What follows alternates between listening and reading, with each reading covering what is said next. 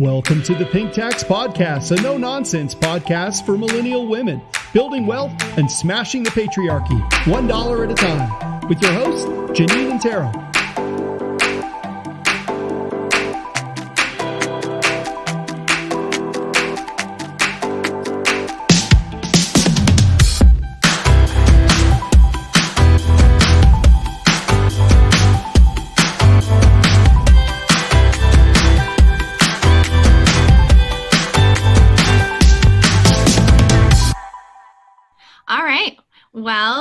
Welcome to the Pink Tax Podcast. Thank you for joining us. We don't really have as cool of intros as you do. It's just, I'm Tara. And this is Janine. And we'll hand it over to you. Well, I'm really honored to be on your show. Thank you for having me. My name's Michelle. I run a Native Calgarian podcast. And yeah, I'm just really grateful that you wanted to do an episode together. And I know from the time that we've put this together to now, a lot's changed in the world.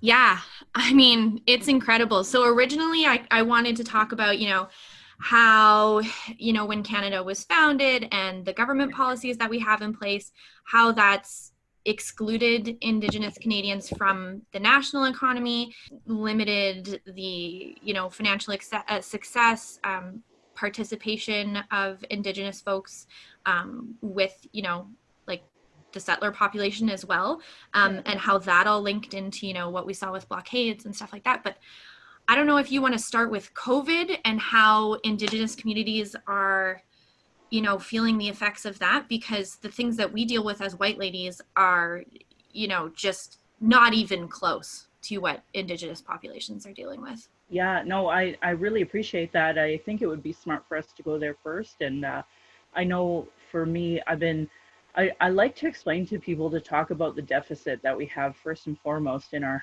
healthcare infrastructure. And I think all of us as people, as urban people would agree, we've been underfunding healthcare anyway, but when you add the lens of Indigenous, so you have federal fighting provincial and provincial fighting federal over jurisdiction and who should pay for what, on top of there, at the end of the day, there's still a lot of anti-Indigenous bias in the medical profession as well as through politicians and then through policies that get funded through our infrastructure of income tax as well as provincially. So for Indigenous people, we're talking historically about, our land being stolen, our food being stolen and killed. So, a huge change in your diet. When we were forced to go to residential schools, we have a lot of experiments done on us for drugs, for food, and we were just chronically starved. So we have now a lot of issues with diabetes and other issues that we can't always explain with autoimmune disorders. And when we go to the doctors right now, prior to the virus, we had this issue of the opioids. And we've been struggling with that as it is, because when you have intergenerational trauma, a lot of people have solutions like, drugs and alcohol. So that's the root problem of the drugs and alcohol. And then on top of that, we have the issue of doctors prescribing opioids to people who may not necessarily need them. And then add racism, add that anti-Indigenous bias, and add a weird funding when it comes to opioids federally that not necessarily insurance companies have that same options. And we have this huge mixture for disaster when it comes to any type of health crisis, like a pandemic that we're facing. So what I am seeing, there's a lot of, intergenerational mistrust with the Indigenous community when it comes to the health authority, which I 100% understand why. I've personally had real issues in our healthcare system, let alone other people who may live off res, who may have a stronger Indigenous background, so maybe that English is their second language. Combine all of these issues, and even I've had issues. So much so that I worked with MMIWG for midwifery funding when he was still alive, obviously, and this was my daughter's 12, and this would have been about 12 years ago, that had gotten done. So like there's a deep mistrust with the health system anyway. Mhm. Now, our last major issue that we had Stephen Harper actually give body bags to one reserve in Northern Ontario. Yeah, as a yeah. solution. I was talking with my husband about that last night. Was that the H1N1? Yes. Yeah, that was the solution to giving extra help to Northern Reserve. And, there's still a lot of anger and resentment. And regardless of it not being Stephen Harper, at the end of the day, the government of Canada has had so many awful policies against Indigenous people that for a lot of Indigenous people, they don't see much of an improvement. And then the current government, under the Trudeau government, they suggested that they would give tents to reserves that need them. I And saw that as well. I'm so sorry. yeah, so that was another kind of you know, another example of government policy not understanding the gravity and really not taking into account, that how that would look, not just to Indigenous people, but to Canadians. And, we have the first government that is interested in some sort of reconciliation and changing the relationship. But in some ways, it feels more like words than it does in actions. And that type of sentiment that, well, we'll send you isolation tents, that doesn't help the relationship at all, and certainly is not in the spirit of reconciliation. And sorry, Michelle, are those isolation tents, just to be clear for anyone that's listening into this that maybe hasn't heard of this, is this for the COVID pandemic? Yes. Okay, thank Directly. Mark Miller is the new Indigenous. There's two Indigenous ministries, and one has Carolyn Bennett talking about governance, and Mark Miller is the minister that talks about actual services. So that particular department was the one in charge of this pandemic and talking to folks, and a very kind man, and very like you don't sense any anti-Indigenous bias. He even learned how to speak Mohawk. My understanding is that part of his writing is in Mohawk territory, or is all Mohawk territory, and he learned how to speak it. So, a sincere man, but I think just not really explaining the depth of the crisis that we've always had when we're talking about, deficit when it comes to health, deficit when it comes to health infrastructure. We don't have proper infrastructure on, roads, buildings, Yeah. and then combine that with more underfunded services and lack of doctors, lack of nurses. A lot of reserves don't have clean drinking water, overcrowded housing. These are like severe issues that Indigenous people are facing. So when we hear, a provincial health authority say something to the effect, well, we'll have isolation, and people who are sick should be isolated in houses. Well, if you already have 20 people in one house, that and it's moldy and it's not warm and it's not properly ventilated, we're talking about, it almost becomes back to the idea of the original idea of reserves was apartheid, and that's that continuous healthcare that we've received, and just perpetuating, making it worse. And we actually haven't even really had that national conversation about Indian hospitals. And Indian hospitals were created when Indian residential schools were created. There was so much health issues that you had a higher chance of living going to World War II than you did going to an Indian residential school, and many people contracted TB. So they set up Indian hospitals, which were, of course, segregated from non-Indigenous people, so that way there wouldn't be any mixing. And, we haven't actually had that national conversation about how horrific the Indian hospitals were and how many people died as a result of them.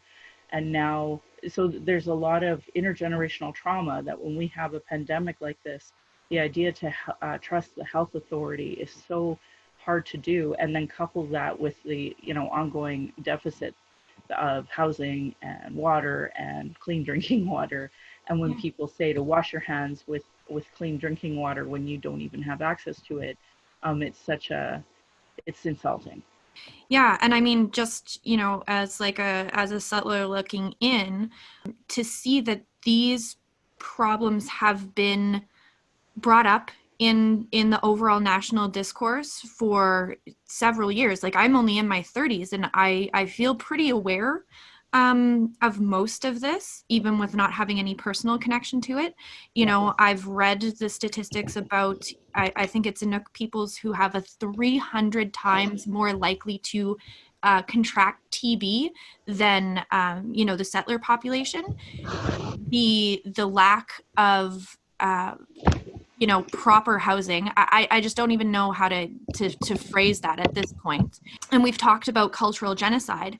And when we think about genocide, we always think about this happening at one instance, I think. But these are policies, these are things that we haven't funded, these are things that we haven't dealt with, and that as a nation have decided that we're okay with. And this feels to me like genocide over 1,000 tiny cuts.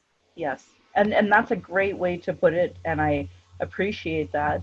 I know the Missing and Murdered Indigenous Women inquiry actually said it was outright genocide. Mm-hmm. And I think that is more appropriate to say because, the policies have always been to, either kill the Indian or to erase the Indian. And that's genocide. There's a really great book called The 21 Things You May Not Know About the Indian Act. And it really gives that underlining theme of that this was the intention. The policy was to eliminate the native. Now, for a lot of people, they think somehow being absorbed into settler is okay, and it's not. And, the death rate of the Indian residential schools is indicative of this would never be acceptable to any other people. The fact is, the Indian Act is embedded in our Constitution today. And if it was a Black Act or a Jew Act, people would just be so upset about it. But racism is so normalized in Canada that, we are still living under the Indian Act and it's still dictating these policies. So here we have a pandemic, and bringing it back to that conversation, we have such an underfunded deficit of issues here that is just going to exacerbate the issue and continue that genocide. Yeah, it's I'm not looking forward to the fallout. I think it's a really good conversation that we need to be having. And then I guess I'm wondering your thoughts about the recent proposal from the federal government to, I think it's $1 billion in and around that number for increases in EI.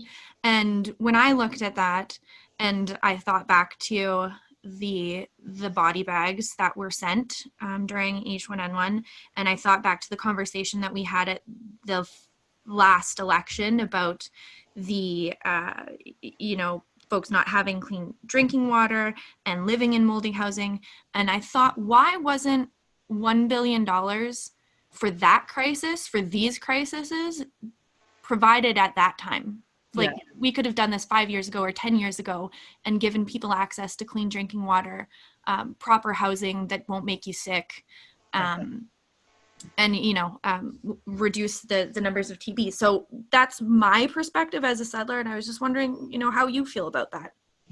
Well, obviously, I 100% agree with what you're saying, and I think for us as Indigenous people, when we had heard that the government was going to spend $4 billion on a pipeline, and develop the pipeline, it was really insulting for us that they were willing to invest into an economy, into dirty tar sands, but wasn't willing to put in that $1 billion for clean drinking water for reserves across the country.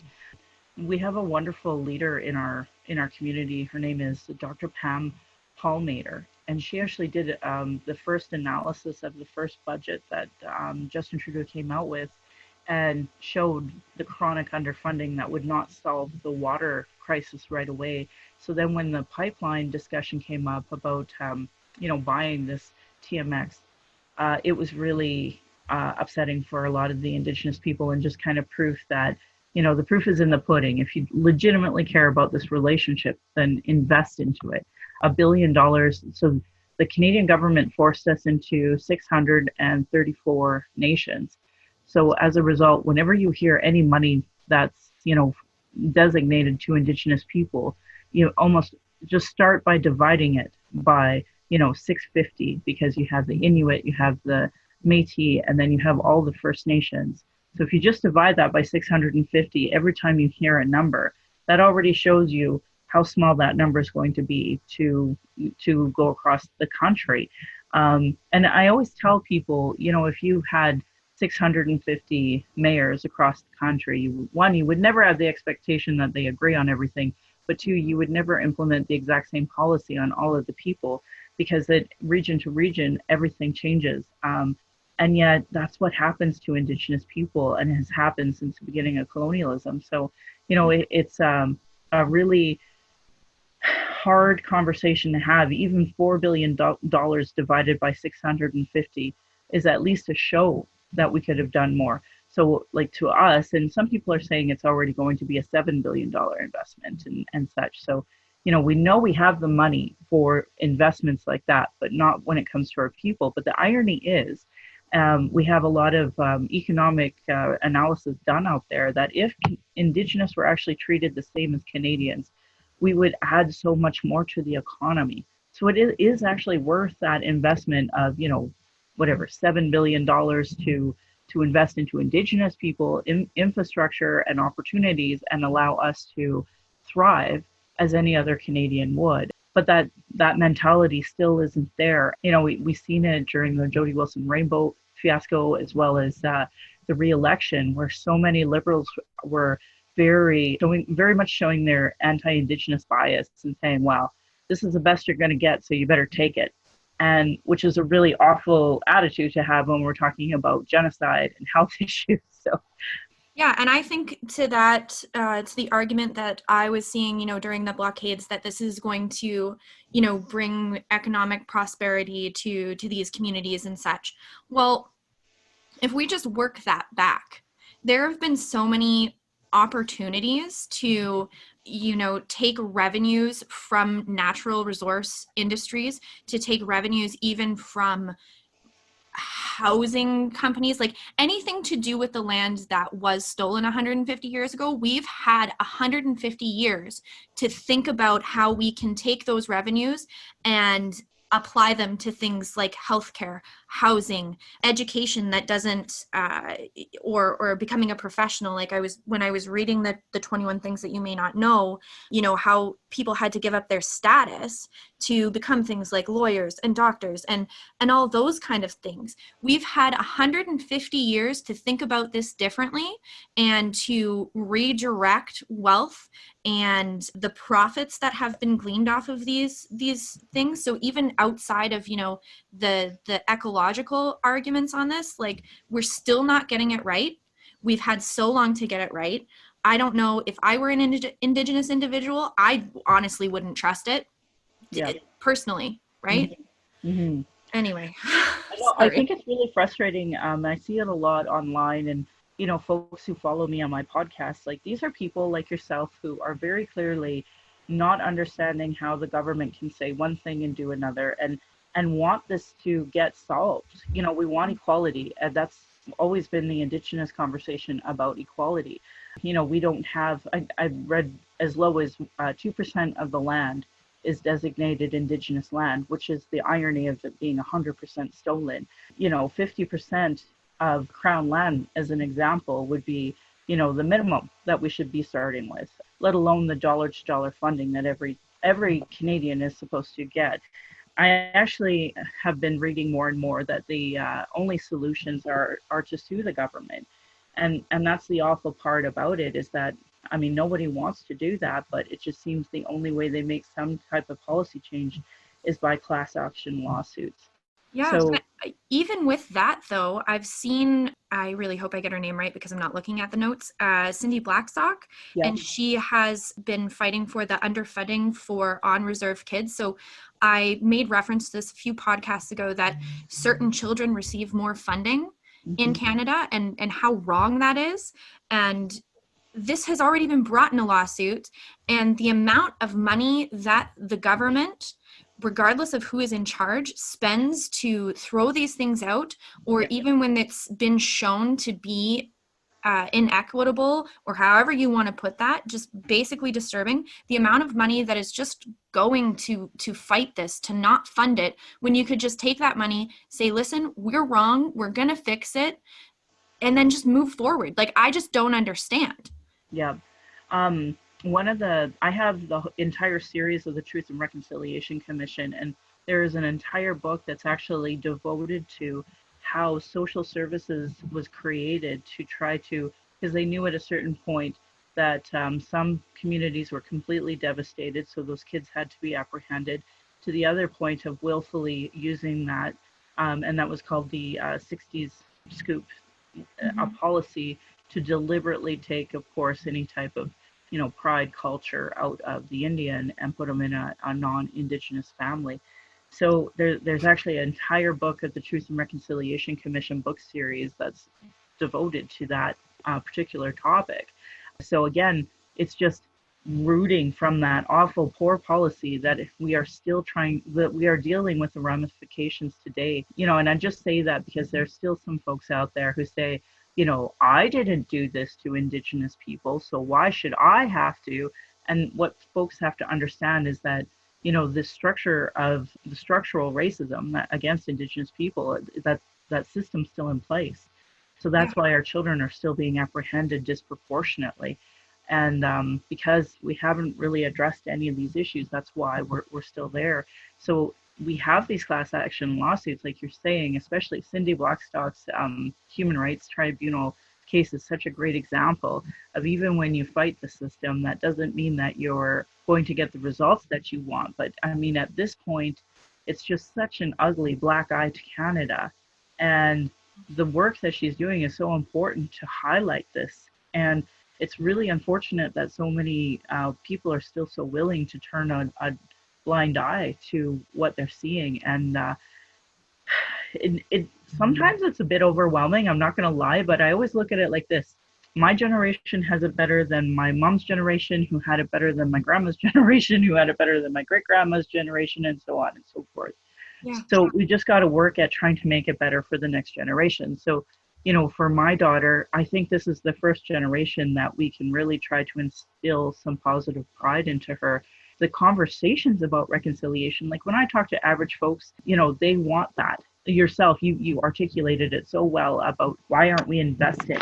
And I think that's the sentiment that we're seeing across the nation, but our politicians are, as always, last to catch up. Mm-hmm. Mm-hmm. Yeah, definitely behind. I have a question. Why do you think the majority of Canadians are willing to turn a blind eye on some of these issues? Well, I think it's uncomfortable to talk about it. I think it's a lot easier to, the number one thing I get is, well, at least we're not as bad as the States. And that's an awful comparison, one. Two, actually, we are as bad as the States. We're just not willing to admit it. Because I think a lot of folks in the States are willing to admit it. So I think for Canada, it's that belief system. And I was born and raised here. I know we're supposed to stand for human rights, and we're supposed to be internationally respected.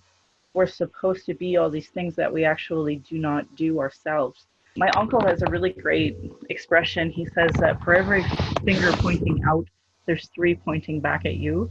And I think that, that's hard. Doing self-work and self-evaluation as a person, as an individual, but then as a nation, that's hard work. And a lot of people aren't willing to go there. And I'm sure a lot of you out listening know there's a lot of people not willing to go to counseling that need it. Yeah. And I think it's such a terrible, and like, not to draw a parallel between these two things because they're not the same, but it's similar to what people sometimes say around climate change. Like, oh, we're not as bad as China, so we don't need to worry about it. And it's like that comparison that almost undermines the issue when we could actually, step up and be leaders in this and actually make the right choices. Yes, maybe it does make business sense, but at the end of the day, it's, it's the right thing to do. And I think that that's maybe what we need to come back to more often than, oh, we're not as bad as this country, or, oh, it doesn't make business sense, or what have you. I think coming back to, at the end of the day, it is the right thing to do to treat all people equally. Mm-hmm. Well, and actually that's the irony, because I was born and raised in Alberta, and so I just truly believed I was conservative at heart. And when I talked about anything, it always came back down to economics. The irony is that if you really do look at the economics of investment into your population, it is worthwhile to make those policy changes. And I know Dr. Kevin Taft put out a really great book about how, regardless of what we want, the world economy is changing, and especially when it comes to climate change. And as somebody who, served for the legislature, he legitimately cares about Alberta, and he doesn't want to see us falling behind. And yet, there's so many Albertans that are just so unaware of those global policies that are going to be deeply impacting us here, regardless of our ignorance. So we have a choice, really. We can know a little more, work at the solutions, and move forward, which is what ultimately we have to do. That, it's going to be a matter of survival eventually anyway. So my hope is that, especially with the climate change, we so clearly seen from this pandemic that we can make, quick government changes. And I have a friend named Spirit. He has always said that if they could do the government policy of Indian residential schools, they can put all of the same time, resources, and energy into undoing that. And that's a lot of, things that we're experiencing today, like underfunding social services, underfunding all infrastructure, that all roots back to that time frame. So we can change it if we choose to, but I think a lot of that's really uncomfortable work for a lot of people. It's admitting wrongdoing. And then I think back to what you said, about the economics, and it all has to make sense. I think what I'm beginning to realize is all these economic models and frameworks were built on systems of inequality. So we were even, the Make America Great Again or Make Canada Great Again and all those kind of things, they're built on systems of racism. They're built on systems of sexism, and they're built with knowing that you're taking advantage of other people, preventing other people from either living a full and healthy life or just taking their lives away so that you can churn profit. Yes. So I think some of these models need to be reevaluated on systems of equity. And it is going to look like a big capital investment in people, in marginalized people, in people who have been written out of the economy or have been where we have been able to extract profit from, because all of this profit has been built on the blood of others. Yeah, globally, I think, but that's just I couldn't agree more. And actually, so even myself, so I talk a lot about Indigenous education and anti-racism work, and the more I learn about anti-racism work, the more I see it, especially out on the east side. Like I'm from here, and I think a lot about Western culture, but even here, there's a fellow up in Edmonton that's done some really great extensive research on the structure of the KKK in Alberta.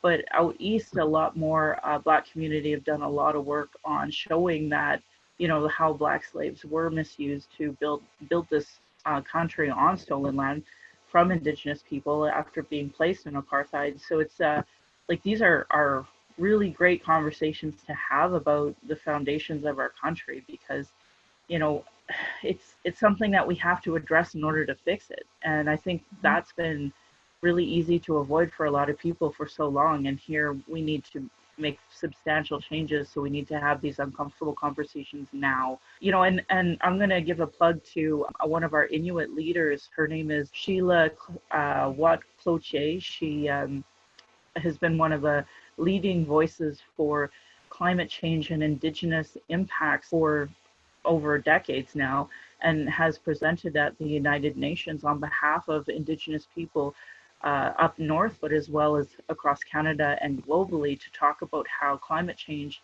has adversely affected Indigenous populations and how they are more likely to be impacted, and made it a human rights issue. And this is a name that, of course, as women, we are marginalized. As Indigenous women, we are marginalized. So what should be a household name isn't. She just recently came to Mount Royal University here in Calgary, and was on stage talking about this. And I had her book. One of my first book club selections was this book, and it really gave me an understanding of how climate change is affecting Indigenous populations, not just up north, but globally. And almost required reading, I think, for Canadians. The Right to Be Cold is the book, if you're interested. I am, yeah. I'm definitely going to add that to my reading list for sure. Thank you. Yeah, absolutely. It's just such a great book to really encapsulate how climate change is a human rights issue. And I think too, I've seen so many Indigenous women specifically be the leaders on this topic, and especially from here in Alberta. I think of like Ariel Dorange, Melina. They do a lot of advocacy from up north, from how the bitumen has impacted their communities. And they've gotten lots of global recognition. And unfortunately for Melina, her sister was, and trigger warning to those listening, she was one of the missing and murdered Indigenous women. And my understanding was that she was in Toronto and got pushed off a balcony, and nobody's really properly investigated that. But, you know, the issue of missing and murdered Indigenous women is so closely related to extraction and man camps. And that's a conversation that, you know, we hadn't been very comfortable having. Oh, and here's some irony for you. So, you know, Jason Kenney went from Harper's team, where missing and murdered Indigenous women weren't on their radar, to now they're the leaders. UCP is actually the leaders that willing to form a committee to talk about the economics and the man camp issue and how it relates to missing and murdered Indigenous women. And I'm sad to report that that's more action that I've seen on that file than any other government, nationally, provincially, or municipally, when it comes to that topic.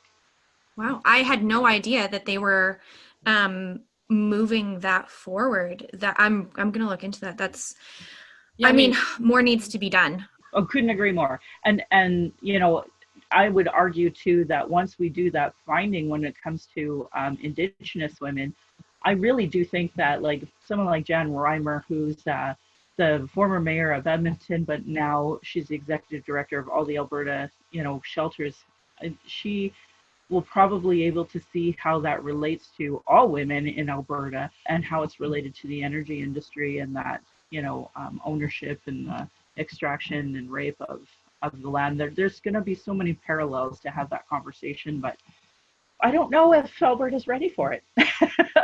I think we're going to have to get ready for it, really. And maybe we can dig into that a little bit more. I mean, since we are a finance podcast about, you know, how women interact with money and all of that kind of thing. When we started this, you know, as white ladies, we're looking at, oh, you know, women are going to, you know, get, you know, $1 trillion. We're going to be, you know, a majority of investors going forward. We've got more buying power. And, you know, we're still kind of left out of the conversation. But I want to know, like, the base level where white ladies start with this conversation is not the same place that Indigenous women start with this conversation. So I don't know, do you want to speak to that a little bit? How missing and murdered Indigenous women, you know, just affects everything in the way you live your lives? Yeah, absolutely. You know, and where do I even start? So I guess my first memories of life are actually my parents fighting.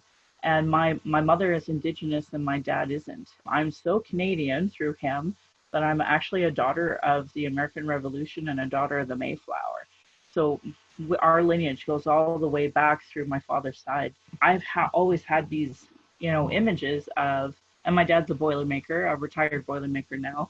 So I've always had these, been surrounded by white men in the energy industry and Indigenous women being mistreated by everybody. That's just been my ongoing life experience.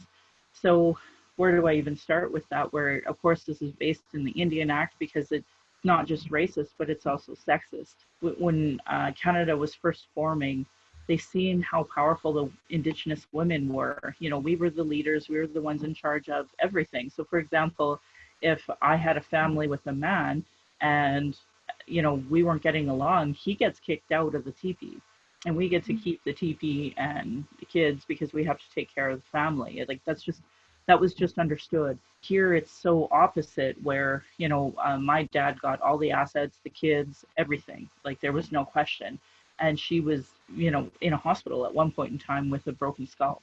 Oh my God. I'm so yeah. sorry. So like that's the paradigm of the difference from one to the other. I guess the bigger picture is too, even Indigenous, we are the first ones to get fired. Like when you talk about looking at the demographics, as we all know, white men are on top, and then white women, and then black men and brown men, and it's always that paradigm. And at the very, very bottom are Indigenous women. And I would argue our stats are so poor that even below them is the Indigenous Two-Spirit. And Two-Spirit are those who identify as lesbian, gay, bisexual, transgender, queer, and some do identify as Two-Spirit as well. So I can get deeper into that if you want to. But at the end of the day, those who don't conform are at the bottom of our economic list. And because marginalizing women have always been the norm, and being violent towards Indigenous women has always been the norm, getting out of that is the greater challenge for economics. My one friend wrote a really great thesis on how, because of the racism that we face in the Western economy, that for a lot of us, we are almost forced to become entrepreneurs. And I understand where that comes from because there's a terminology that came out of the US called racial battle fatigue. And that's back to that, insults of 1,000 cuts, those regular microaggressions, those regular racist comments that are said every day that you just have to deal with. When you see that I have a choice, I can work in the Western economy settler world and face that daily. Or I can start my own business, say no to people who I know are going to be abusive. And unknowingly, most abuse is quite ignorant. They just are completely oblivious to what they're saying and what they're doing. So if those are my two choices, we kind of become an entrepreneur and have the ability to say no, or go into a workforce where I know I'm going to be misused and abused. You can see how there's so many entrepreneurs when it comes to Indigenous people. So for me, like a lot of my friends, if they are drummers or dancers, and somebody wants a drummer or dancer, I tell them, well, what is your wage? Because if you don't have an honorarium of significance, then I'm not passing on that contact. And then, if I'm going to go shopping, I'm going to go shopping with Indigenous stores first, because I know that I may pay an extra bit, but it's worth it because I'm helping the Indigenous economy. So our economy does look different. Prior to colonization, we used to always have such good trading. Where Banff is, that used to be a huge trading zone where, the Blackfoot would trade with Kootenays and get shells and salmon in exchange for buffalo. Wetaskiwin was a meeting place where everybody would settle their yearly differences. So that became a place of trade as well. We always had that economy, but the invasion of other folks and forcing us onto small lands, and then we're really policed. We're likely to be carded no matter where we go. Expected to have ID, expected to put up with awful people in uniform, really. So we are really limited in, I can leave the house and get policed, or I can stay in my home and not deal with that. So you have to really know your mental capacity to be able to go out there. And then, especially when something like the blockades happen with Situin, you see people's anti-Indigenous bias. The parliamentary officer actually just gave a report to the government telling them that there actually wasn't a significant impact on the GDP from those blockades. But the way, like even Justin Trudeau, he said the words that hurt like a million cuts to me. He said, something to the effect that Canadians are impatient with these blockades. And I felt so insulted that after all of these years, all of these decades of colonialism, that you still don't understand the gravity of how impatient Indigenous actually are with Canadians, not doing significant policy change and not really including us in the economy, not really including us in anything. Sorry, go I was going to say, it's kind of like a slap in the face almost. I'm sure it feels way worse, but like you've had to wait 150 years, and here Canadians, predominantly Albertans, are complaining about, it taking a couple of weeks to figure out something like that. To me, is just ridiculous. And I think the blockades should have been, a warning sign that consultation and consent was not clearly defined enough, because or reconciliation in general, because if it had been, then wouldn't you think the blockades wouldn't have had to happen, right? There has been so much work and so much done by Indigenous people to try and work within the system and structures that settlers have created, and then this is another way of speaking out and saying it's not working. It wasn't done correctly. And at that point, it's your only option, because it seemed like a couple of boxes were checked in terms of reconciliation, consultation, and consent. And they said, yeah, it's cool. But really, to me, it just looked like a bunch of marketing. Yes. And that's exactly what it was. And it was really interesting from our point of view how coordinated industry, RCMP, and government were in putting out a message that was completely completely non-factual, but was being perpetuated. And then Canadians are confused, like, why are they saying this in uniform, and we are not, as Indigenous people, saying that that's what we agreed to. So then we see in really racist comments like, oh, they keep moving the goalposts. And it's like, no, we haven't moved the goalposts. It's Canadians constantly being given misinformation and propaganda, and never solving the issue, because they never want to tackle big structural policy issues, which is the biggest insult of all, of course. And I probably should tell the listeners too, I think it's more insulting to me because I actually worked really hard for Justin Trudeau to get him elected. I spent volunteer hours to try to get him elected because of his conversations about reconciliation. So to have him say, Canadians are getting impatient with the blockades it was deep to me intergenerationally. It was deep to me as an Indigenous woman, and then it was deep to me as a so-called liberal volunteer. Yeah. I mean, I can't imagine. And I unfortunately think it's done so much harm to the reconciliation as a word and as a process too. So a question for you is, where do you think people can go to get truthful information, to get responsible information about not necessarily what was just going on with the blockades, but going forward, like, where can we look for Indigenous voices that are representative of the full picture? Yeah, well, and I know we've kind of talked about a few already, and Dr. Cindy Blackstock is one of the people I look up to and follow her lead when it comes to issues. We have Dr. Pam Palmater. She's an associate professor at Ryerson University, and she was actually the original media contact for Idle No More back in 2012. But to this day, she still has the ability to be able to do analysis of government policies and such. Speaking of which, there's a really good organization. Boy, I can't believe it's slipping my mind right now. But basically, they kind of like a Fraser Institute, only for Indigenous people.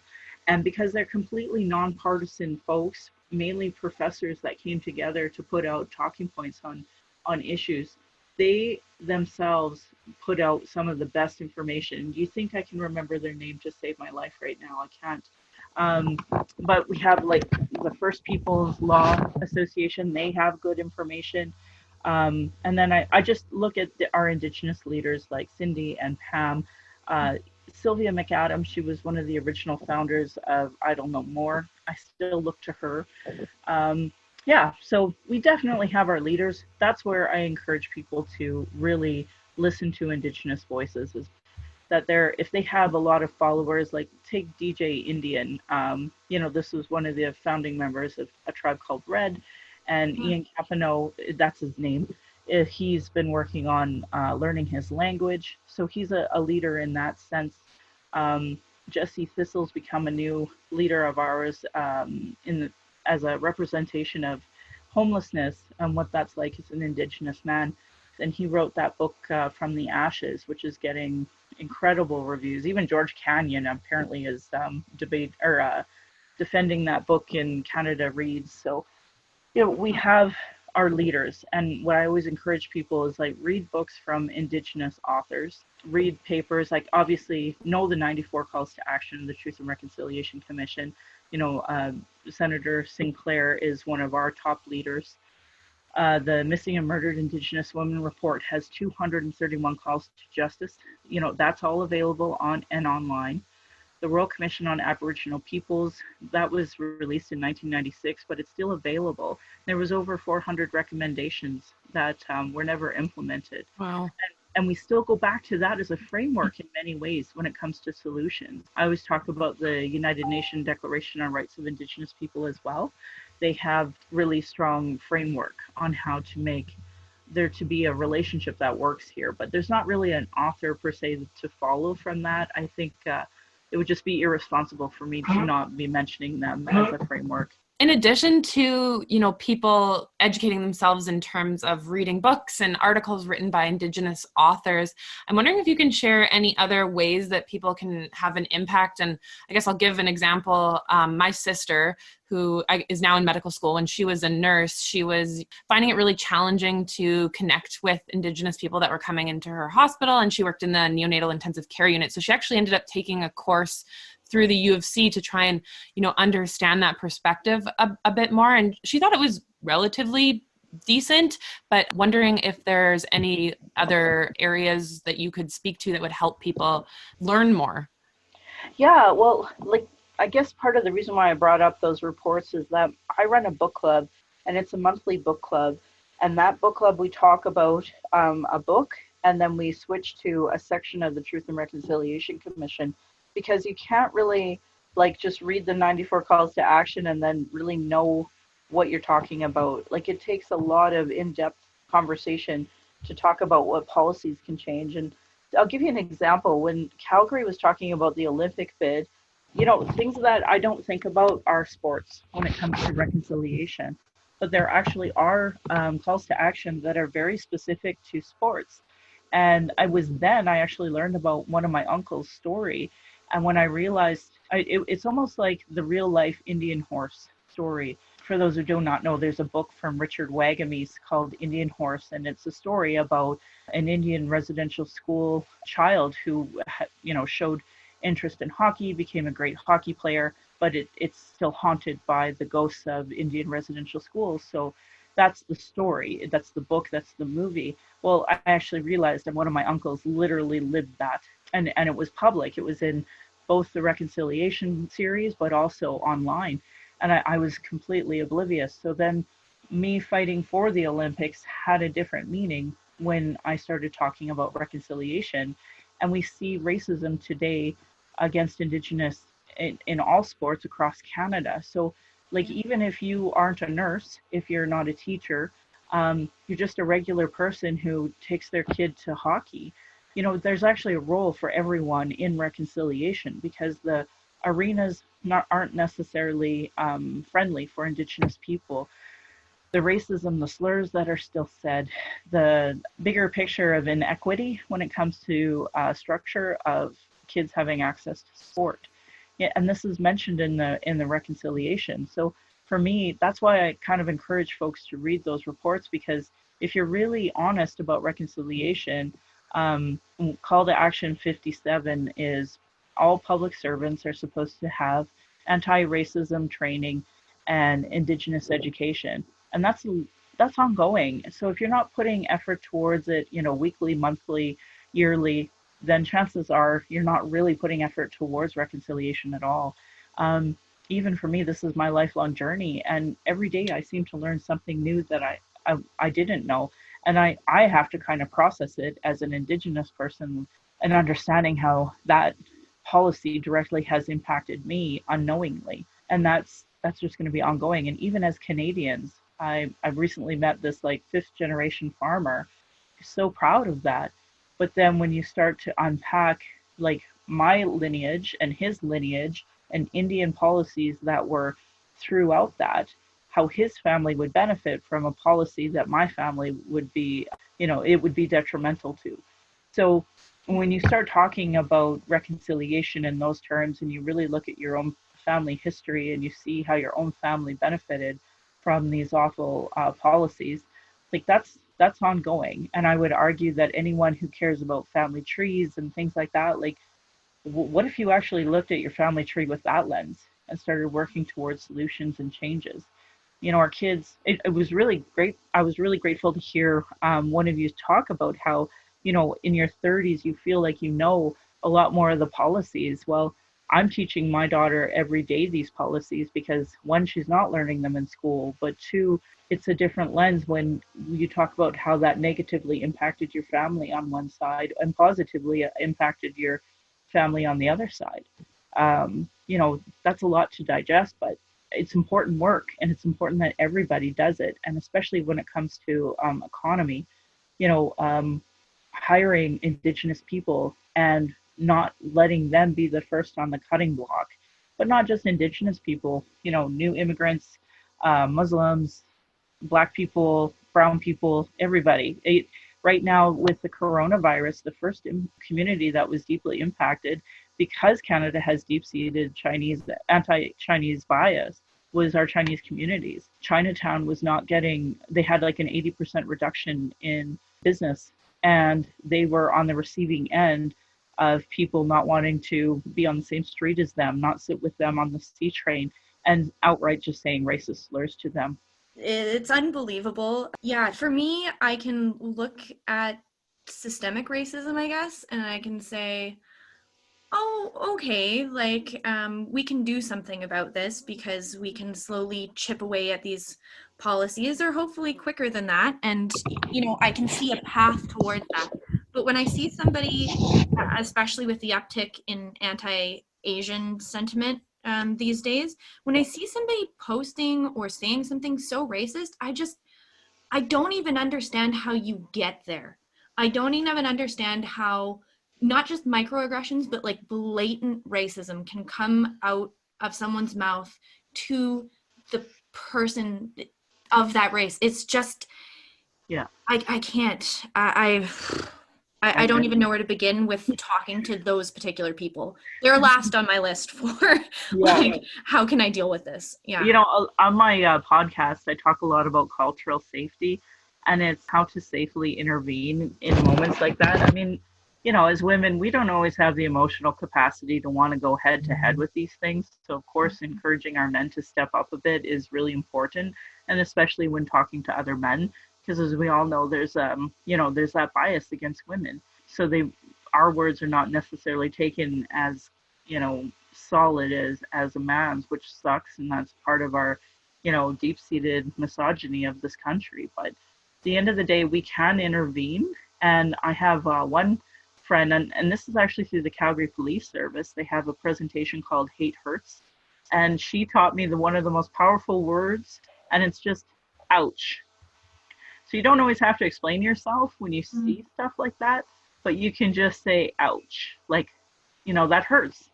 That hurts. And you don't have to put the emotional labor to explaining why, but you can just acknowledge that that's racist. That's awful. Don't do that. You're hurting people by just doing that. Another technique I've heard is just repeating that back to someone, because when you say something really dumb and it gets repeated back to you, right? Yeah. So cultural safety, and I mean, especially if someone's like literally being harassed on the C train or something, it's always good to just sit by them, give them your business card, introduce yourself, whatever, and just stay with them, because one, it's embarrassing, right? So, and it's traumatic. So a lot of people just aren't thinking straight when those types of things happen. So it's just such an easy way to train yourself, like we do with first aid and every other, safety that we do here in Alberta. We just train ourselves to do certain things when we see certain things. It's the same thing with cultural safety. It's just learning to, give that person your number and validate that you witnessed it, so that if, 2 months down the road, they decide they're going to legally pursue it and, do a FOIP request and get video camera, get a lawyer, you were there with them. So yeah, my hope is that people will start to see, there's regular first aid, there's mental first aid, but then there's cultural safety too. And hopefully we'll get there. And I think those are some great takeaways and a great lens to start looking at this from, and hopefully that gives, even some of our listeners some tools in their toolkit to be able to use. I know that's something we've talked about before, and I've talked about at companies I've worked for from a female perspective. So it's nice to be able to have those from a cultural perspective as well. Yeah, exactly. Because ultimately, I just find that if somebody is misogynistic, then they're usually, all the other things. Yeah. Yeah. I see that too. They are. So it's best for all of us if we step up, no matter what it is. I mean, I identify as able-bodied, straight, and cis. So a lot of times, even I'm completely oblivious to what's so obvious to anybody who isn't. So Yeah, exactly. Yeah. Cool. Well, thank you so much for joining us today, Michelle. Where can people find you? Oh, I'm so honored to be on your show, first and foremost. I really enjoyed chatting with you all, and I really felt like I was in a safer space to be open and honest, so thank you. So my podcast is Native Calgarian, and we're on, all of the major Podbean, Stitcher, iTunes, depending on what device you have, as long as you Google Native Calgarian. And the reason why I chose Native Calgarian is because people will say that, oh, I'm a Native Calgarian, and I'll kind of tongue-in-cheek ask them, oh, really? What nation are you from? And usually that kind of gives them that ouch moment. Yeah. So that's why I named it Native Calgarian, was to try to take that back, that colonial kind of attack on our people. So, and anywhere you can find me, I'm also on Instagram, TikTok. I'm not cringy mom. I even put that right in my TikTok profile because my daughter very clearly said that. So oh, that's funny. Awesome. Yeah, I haven't quite figured out TikTok yet. I got it during the election, but I have not posted anything yet on it. Oh, I think my daughter would agree. I don't get it either, but I've had quite a few likes and views and follows, so I'm going to disagree with your assessment. That's awesome. Yeah. So thank you for having me on, and I hope people can find me. And even if you don't find me, I definitely promote Warrior Life, Pam Palmater's podcast, and Cindy Blackstock. She's not on podcasting, but she's definitely out there and available, and she does some really great work with something called Spirit Bear to try to talk about, that lost childhood that our children have faced. So there's so many great initiatives out there, and I'd be happy to, answer those questions to anybody interested. Yes, and thank you so much for sharing all of those fantastic resources with us and our listeners today. This was fantastic. Thank you so much. It means a lot that you spoke with us today. Oh, well, I'm honored. Thank you. We hope you enjoyed this week's episode. As always, please subscribe to our podcast on iTunes and leave a 5-star review. Follow us on Facebook, Twitter, and Instagram to share your money story using the hashtag FemFinances.